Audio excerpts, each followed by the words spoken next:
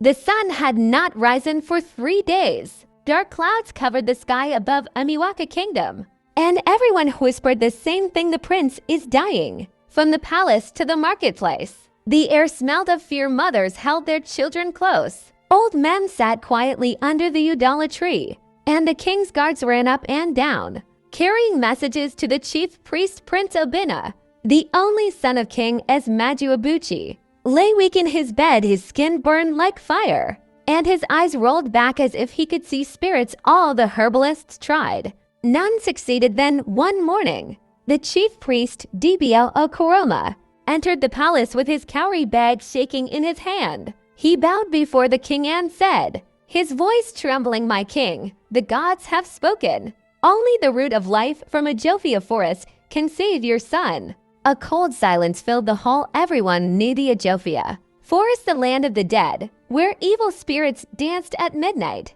No one who entered had ever come back alive. The king shouted, "Then send my warriors. Let them bring the root." But Dibia Okoroma shook his head slowly. "No man can enter the forest. The spirits there were born from a woman's pain. Only women can pass through the mist and harm." The whole palace gasped. "Women," the queen cried. "How can I send daughters of Amiwaka to die?" But the priest dropped his staff to the ground. "It is the will of the gods." That evening, the king sent his messengers. Through the land they beat their gongs and cried, "Let 16 maidens come forward, pure of heart and spirit, to save the life of our prince." The next day, the palace courtyard was filled with young women. Some came bravely, some were dragged by their parents, some cried quietly. Among them stood Adaeze, tall, brown-skinned, and fierce-eyed, the blacksmith's daughter who secretly loved Prince Obinna.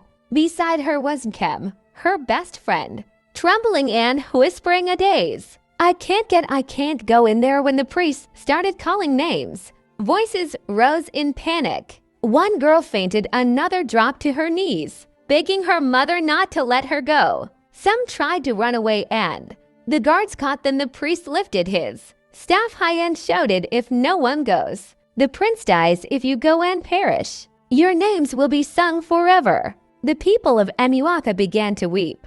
Drums beat slowly. Each girl was given a white wrapper and a calabash of oil for protection. The wind began to blow from the direction of the forest, cold and strange. Adaeze clenched her fist and whispered to herself, "If this is what the gods want, then I will face it." And as they began their journey, the sky rumbled. Thunder rolled like angry voices of ancestors. The 16 maidens left Amiwaka before dawn. The sky was still gray, and the cock had not yet crowed. Each girl held a burning torch and a calabash of oil tied with red cloth. They walked in a long line, their feet sinking into the wet earth. No one spoke, only the sound of crickets and the rustle of trees followed them. At the edge of the forest they stopped. In front of them, a thick mist floated over the path. The trees bent low, their branches like hands reaching for them.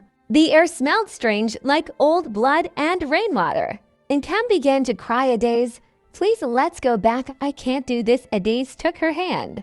"We've come too far, Nkem. If we turn back now, our people will curse us forever."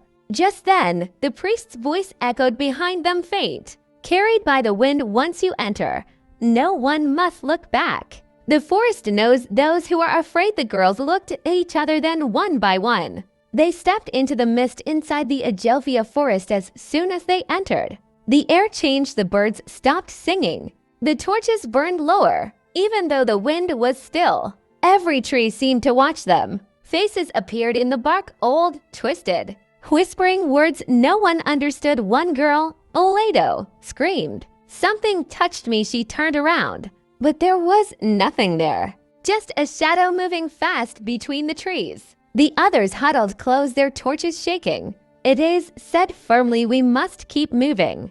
Remember the prince, we came here for him." They walked for hours until they reached a small clearing with a fallen tree. There they decided to rest for the night. The forest was dark, but they lit a small fire. They sat around it, shivering. Then a voice came from the darkness, soft, sweet, calling them. My daughter." Nkem froze. "That's my mother's voice," she whispered. She stood up slowly.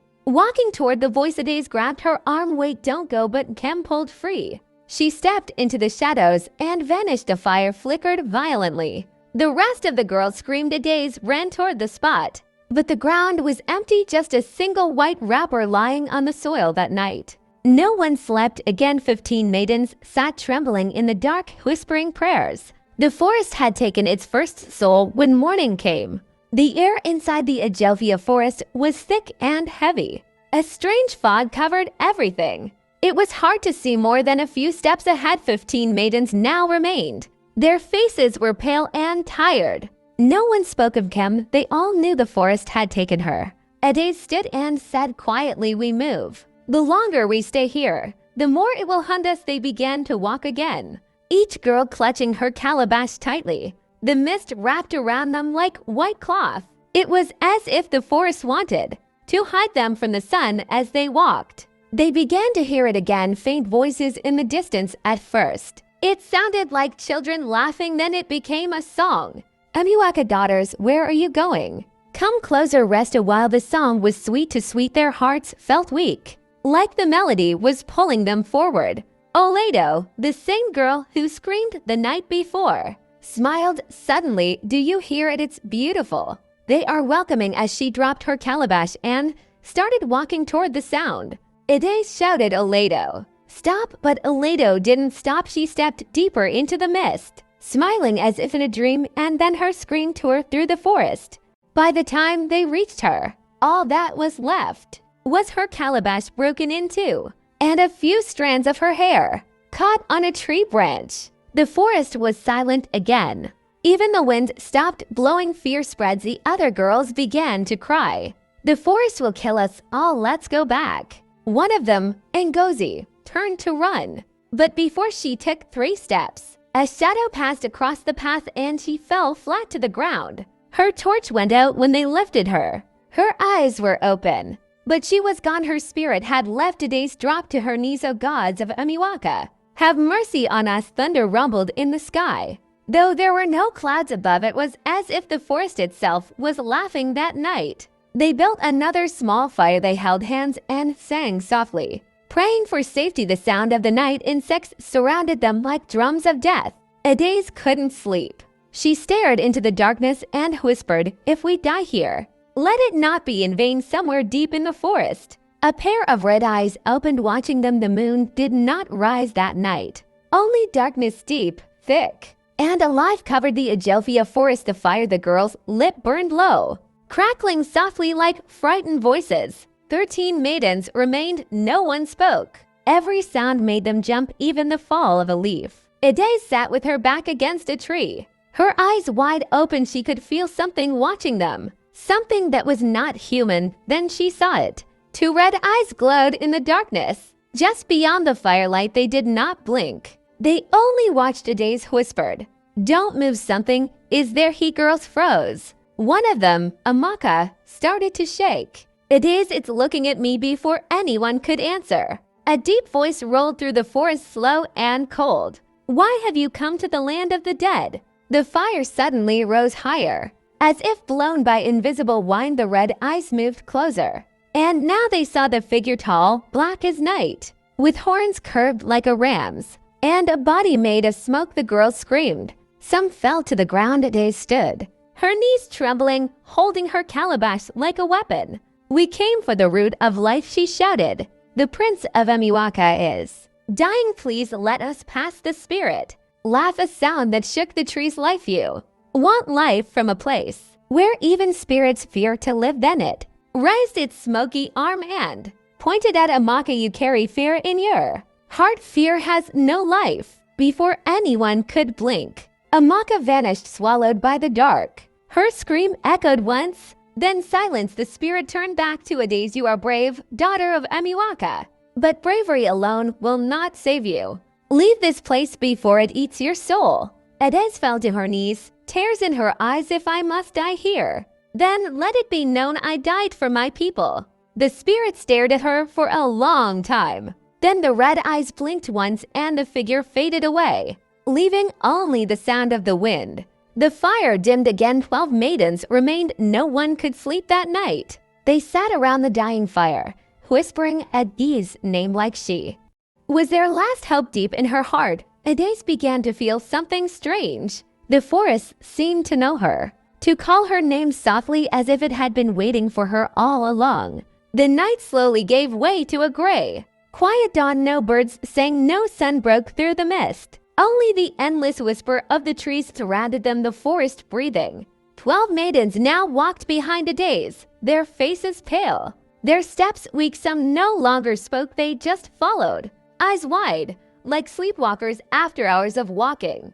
They reached a wide open space. At the center stood a giant tree taller than any they had ever seen. Its trunk was dark red, and its roots spread like veins across the ground. The air around it shimmered faintly, glowing as if from within. Adaeze stopped. This tree, it feels alive, she whispered. One of the girls, Kiamaka, stepped closer. Maybe this is it, the root of life. She stretched out her hand to touch the tree. The moment her fingers brushed the bark, a drop of red liquid fell and hit her skin. The girl screamed.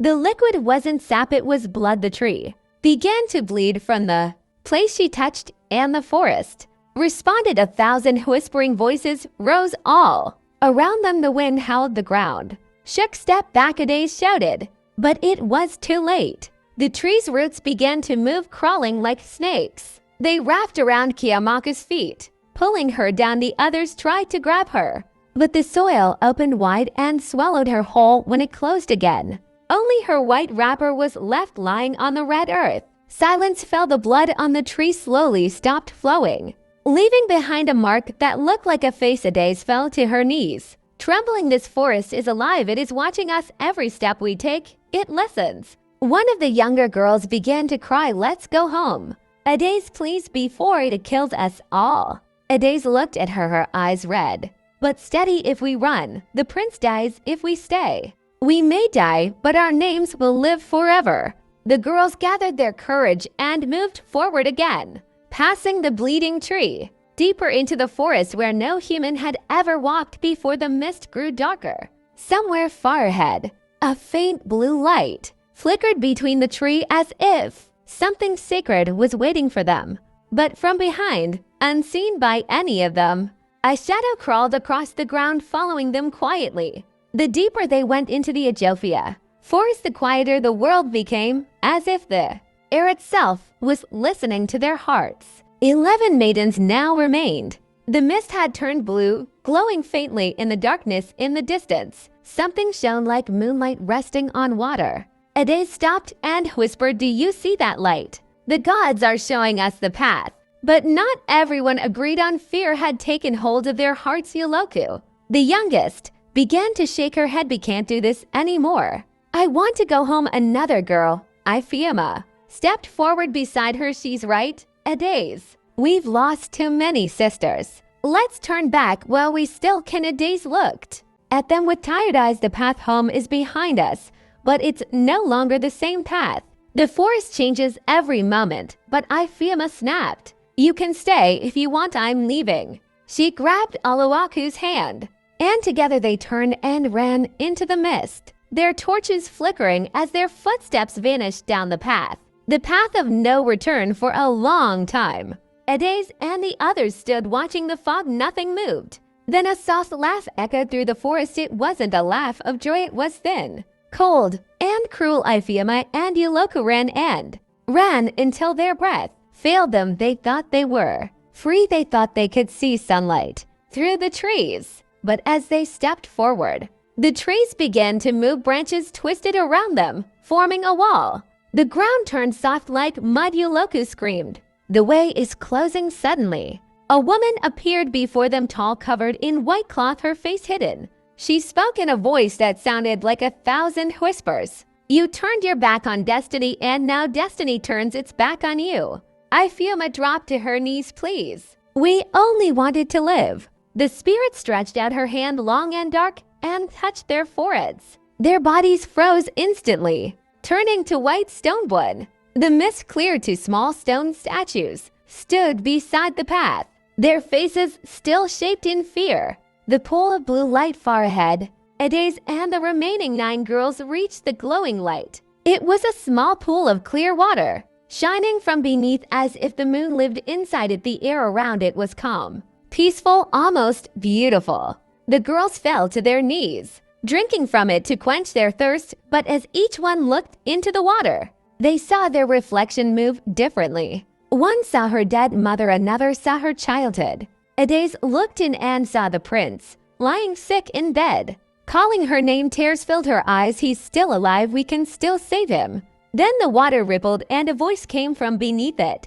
Only one of you will touch the root of life, the rest belong to me. The girls screamed and pulled away from the pool. The blue light flickered violently, and the wind began to howl again. Shaking the forest, Adaeze held her calabash tightly and said, no matter what happens, we move forward. They turned away from the pool and walked on, not knowing that the forest had already chosen its next victims. Forest was quiet again. Too quiet, even their footsteps made no sound on the ground anymore. 9 maidens now remained. They walked close together, afraid to let space grow between them above their heads. The trees twisted into strange shapes. Some looked like faces, others like hands reaching down to grab them. Adaeze could feel it. The forest was watching, whispering her name in the wind. Adaeze, Adaeze, she stopped and turned sharply. No one was there, only the echo of her own breath. The twins, fear among the maidens, were Ijemba and Chinazo, twin sisters, beautiful and inseparable. Since birth they had always spoken with one voice, always moved together. But now, as the forest grew darker, something began to separate them. Chinazo slowed her steps, holding her head. Sister, I hear someone calling me. Chin frowned. There is no one here. Don't listen, but Chinazo pointed ahead, her eyes wide, her voice trembling. Look, our mother. Through the mist, they saw the figure of a woman standing between 2 trees. She wore the same wrapper their late mother used to wear, and she smiled gently. My daughters, the woman said softly, you have suffered enough. Come, let me lead you home. Chinazo dropped her calabash and ran toward her. Chin screamed no. It's a trick. She chased after her sister. But as they reached the spot, the woman vanished like smoke, and the ground beneath them cracked open. The forest roared. The mist turned red. Adaeze and the others rushed forward, shouting their names, but by the time they reached the place, all they found were 2 calabash floating in a pool of blood. The twins were gone. Adaeze's vision. That night, the girls made camp near an ancient tree. No one ate, no one spoke. The night was cold, and their tears fell silently. Adaeze sat apart, staring into the fire. Her heart felt heavy, not just with fear, but with something else, a strange warmth in her chest, like the forest itself was inside her. Suddenly, her eyes rolled back. She saw a vision, the same red-eyed spirit standing before her. Adaeze, it said, you carry the blood of those who first called this forest home. You are not just here to take the root of life, you are here to wake it. Adaeze gasped and fell backward, breathing hard. The girls ran to her, frightened. Adaeze, what happened? She wiped her tears and whispered, the gods, they are watching me. Something inside this forest belongs to me. The others looked at her in fear. From that moment, none of them dared to question her again. They only followed, silent and trembling, the path ahead. As dawn approached, they heard drums in the distance, soft, slow, ghostly. No one could tell where the sound came from, but Adaeze stood tall and said, that is where the root of life lies. We go toward the sound. 8 maidens now remained. The path ahead was darker than before, and somewhere behind them, unseen, the red-eyed spirit followed in silence. Smiling at first, they thought the drums were far away, soft, slow, like heartbeat under the ground. But the deeper they walked, the louder it became. Dum, dum, dum. Every tree they passed began to tremble. The roots under their feet pulsed with life, like veins carrying blood through the soil. Adaeze led the way, her eyes glowing faintly in the dark. It was as if the forest recognized her, opening paths only she could see. Behind her, the other girls whispered prayers, their voices shaking. Chiku, protect our mother's spirits, guide us. No answer came, only the drums, the shrine of faces. They reached a clearing. At the heart of the forest, in the middle, stood an ancient shrine made of bones and roots, and on the shrine, faces were carved, not drawn, real faces, preserved like stone. each. One looked alive, eyes open, lips frozen mid-scream. One of the girls, Ngozi, gasped, these are people.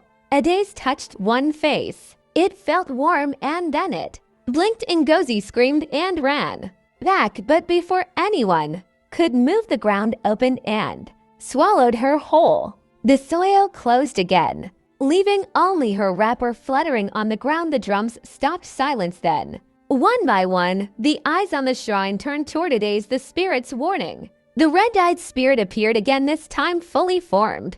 Its skin was dark as smoke, its eyes glowing like burning coal. You have come far, daughter of Earth, it said. The forest has taken its price. Each step forward demands another soul. Adaeze swallowed hard. How many more must die until your fear ends? The spirit answered.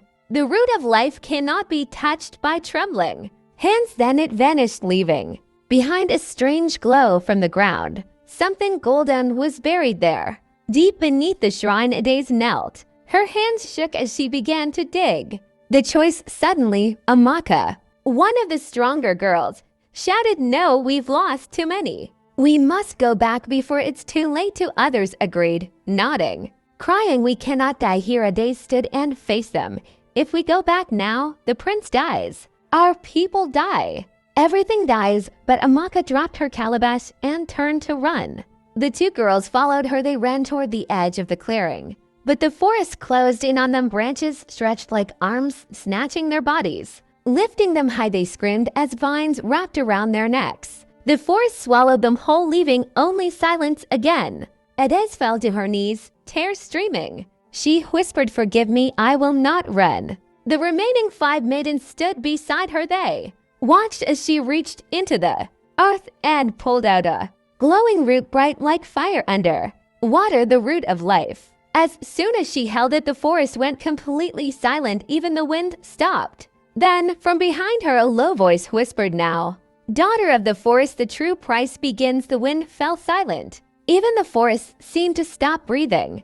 Adaeze held the root of life in her hands, bright, warm, pulsing like a heartbeat. The glow lit the faces of the 6 surviving maidens. Tears rolled down their cheeks. They had seen too much death. They wanted to go home, but then the red-eyed spirit appeared once more, rising from the ground like smoke, turning into a man. You have found what you came for, it said in a deep, echoing voice. But know this, nothing leaves the forest without a price. One of you must stay behind forever. The maidens froze. They looked at each other in horror. The root of life shone between them, beautiful and deadly. The sacrifice for a long time. No one spoke. Then Adaeze took a step forward. Her eyes were calm, though her voice trembled. Let me stay, she said softly. The forest called my name from the beginning. It has been waiting for me. Ifunanya shook her head. No, Adaeze. The prince is waiting for you. You're the one who must deliver the root. Adaeze smiled through her tears. That is why I cannot go if I leave. The forest will follow me, but if I stay, it will let you go home in peace. She turned to the spirit. Promise me they will reach the kingdom safely. The spirit bowed slowly. If you stay willingly, no harm will touch them. My wind will guide them home. The farewell. Adaeze took a deep breath and held up the glowing root of life. Its light wrapped around her like fire. She called the other maidens close. Take this, she said, pressing the root into Ifunanya's hands. This is what you came for.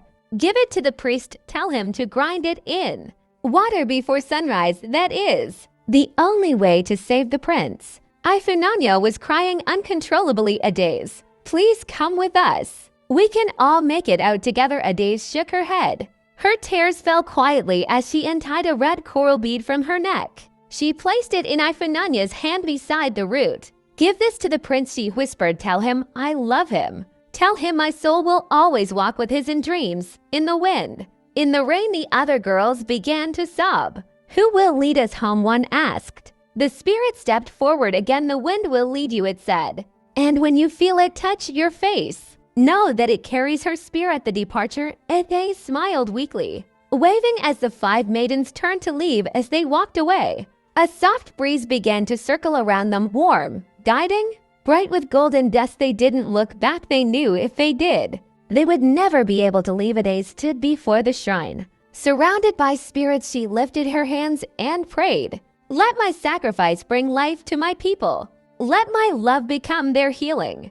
As the girls disappeared into the mist, Adaeze's body began to glow, her form slowly turning into light. The spirits bowed to her, chanting softly. The forest accepted her the return at dawn. The 5 maidens reached the edge of the evil forest. The wind blew around them, gently carrying Adaeze's voice in the air. When they returned to the kingdom, the priest took the root of life and prepared it as she had said. They gave it to the dying prince before sunrise, and by morning, he opened his eyes. The first thing he saw was the red bead in Ifunanya's hand. When he heard what Adaeze had done, tears fell down his cheeks. He placed the bead on his wrist and said, "If she lives in the forest, then that is where my heart will stay." And from that day, whenever the wind blew through the trees, people said they could hear Adaeze's voice whispering, "Love is the greatest sacrifice of all weeks past." The evil forest grew silent again, as if it too was mourning Adaeze. The kingdom of Ijemba was finally at peace. The prince was healed, and the people rejoiced. The 5 maidens who survived became heroes. The reward, the eagle called them before the throne. He looked at them with pride and sorrow. "You have done what even warriors could not," he said. "You brought life back to this kingdom." He rewarded them with farmlands. Hunger again, songs were composed in their honor. Children were taught their names. But every time the drums sounded, Ifunanya would look toward the evil forest and remember Adaeze, her voice, her courage, her sacrifice, the prince's sorrow. Though the kingdom celebrated, the prince did not smile. He spent his days sitting under the Udala tree, where he used to meet Adaeze. He would hold her red bead in his hand and whisper, "Why did you leave me?" The elders begged him to marry. "You must give us an heir," they said. "The bloodline of your father must continue." But he refused.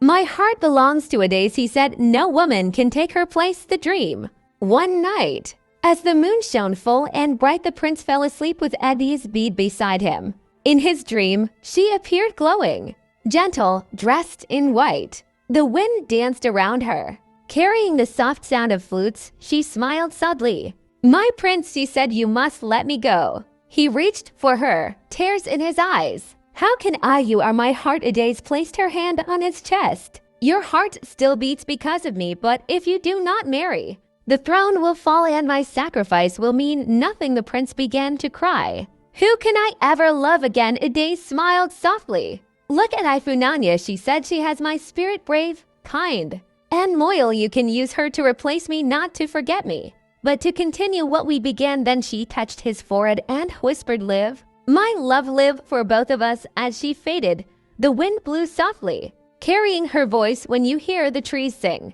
know that I am near the new beginning." The prince woke up with tears streaming down his face. He held the bead tightly, whispering, "I will live for you." Adaeze days later, he called the elders and announced, "I will marry Ifunanya." The people rejoiced when he looked at her. He saw the same strength and warmth that once lived in Adaeze. In time, their love grew gentle and true.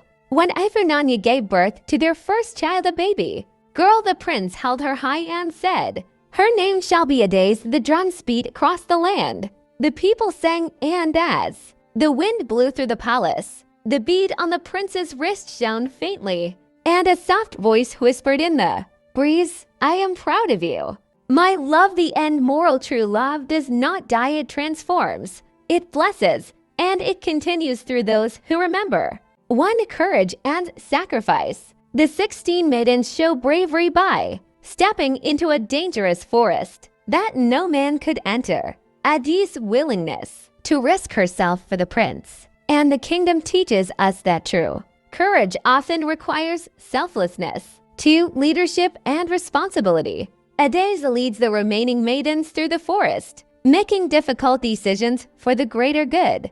Being a leader means thinking of others' safety before your own comfort. 3, perseverance against fear. The trials of the forest represent challenges in life, illusions, fears, and loss. The surviving maidens and Adaeze to teach us that perseverance, focus, and faith in your mission can overcome even the darkest obstacles. 4, wisdom and obedience. The maidens follow the guidance of the spirits and the priest, showing that listening to wisdom from elders and spiritual guidance can help navigate danger. 5. Love and loyalty.